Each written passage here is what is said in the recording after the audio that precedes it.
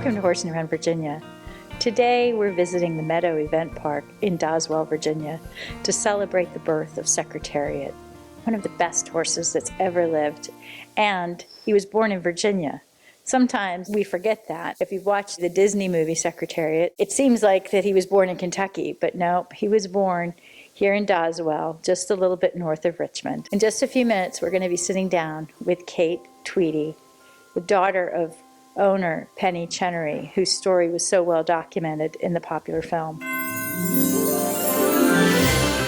let's talk about the film Fact and Fiction. You're portrayed as a conscientious objector. What was going on with you? Well, you know, I was 20, so I was in college, and I was very much a member of my generation. You know, the movie has me as a hippie rebel, and that's pretty true.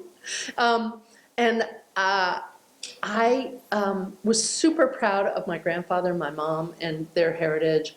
But the sport of kings is very, you know, sort of opposite to the whole, you know, anti-establishment thing that was going on. So it was a little schizophrenic for me, especially when Secretariat sold for $6.2 million. That sort of, at college, I didn't really tell my friends because I didn't want them to think, oh, this little rich girl. That wasn't who I was, because I didn't grow up really in that world, and that was mom and granddaddy. So it was like I really lived in two different worlds, you know, where I adored the horses. I loved coming out to the farm and seeing them, but then there I was protesting the war when I was back at school, you know. That was true. You appreciated the horses. You didn't resent them. Oh, no. And it was so fun to, you know, I was at the Belmont, and what an amazing moment, you know. I mean, I wouldn't have traded that for anything. Well, that's another good Hollywood question. There are some wonderful scenes of her visiting with Secretariat at the Belmont, being at the Belmont Ball. Sure. Was the Belmont Ball, did you go to that? No, Belmont Ball is, you know, it's a big society do in New York. Was, I don't know if it still is. No, children were not invited. It was a lovely scene in the movie. No, we didn't go.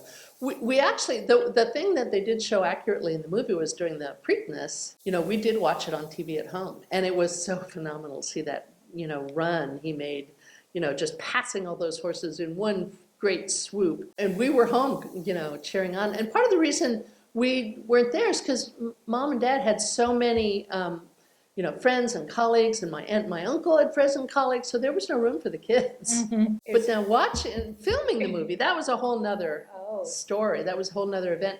We did get to participate in that. They had us in the Belmont scene. Well, I was in the Belmont scene, mom was in the Belmont scene. It's at Keeneland on a very cold day in September. And of course, it's supposed to be, the Belmont was a hot day in New York. It was really hot.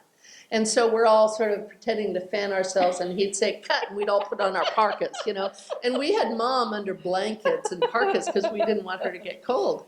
But the other funny thing about filming the Belmont is it was such a cold day, and they had a sort of a screen up for lighting purpose, but it obscured our view of the track. And what we were supposed to do for cheering him on in the final stretch is there was going to be a truck going by at the right speed that we would follow, you know, and so we were supposed, but we couldn't see the truck because we couldn't see the track. So instead they had a guy walking with a horse on a popsicle stick, high tech as can be, in front of us. And we're going, go, Secretariat, you know, and it's like, it was just so ridiculous, but it worked, you know. It was fun. It was really fun. It really was a lovely movie. There are a few things that I noticed too that couldn't possibly have happened. True, like your mother standing around giving the horse a bath, and everybody. This is a stallion at the track, and you know everybody's dancing, you know, and soaping him down. Never would happen.